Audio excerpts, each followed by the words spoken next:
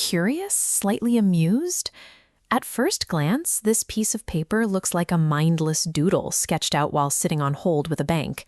It's a mess of abbreviations, text speak, and simple smiley faces.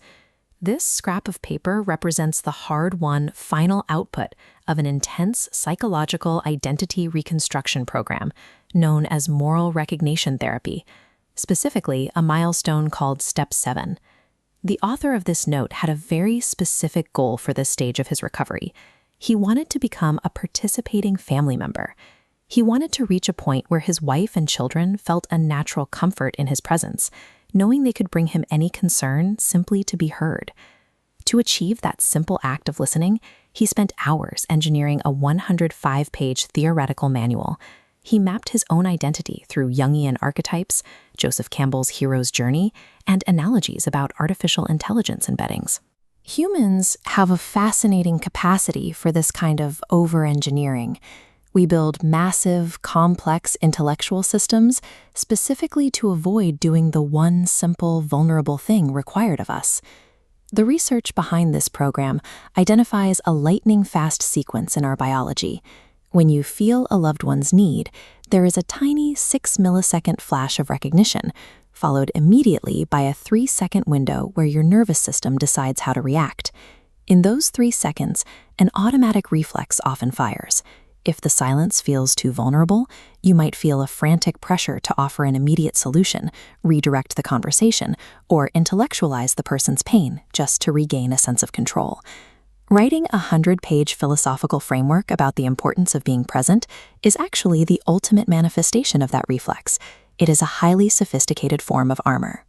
Intellectualizing a problem creates a clever escape hatch. It allows the listener to feel productive while avoiding the sheer, quiet discomfort of sitting in someone else's pain. AI uses an embedding space, a 3D map that turns words into numbers, grouping similar concepts together. But it occasionally makes statistical errors, linking completely unrelated concepts, like Sisyphus and syphilis, simply because their phonetic patterns look similar in a database. The human mind suffers from the same glitch. When faced with the silence of someone else's need, our brains grab at anything nearby: accidental connections, clever theories, or a sophisticated bastardization of wu-wei, just to fill the space.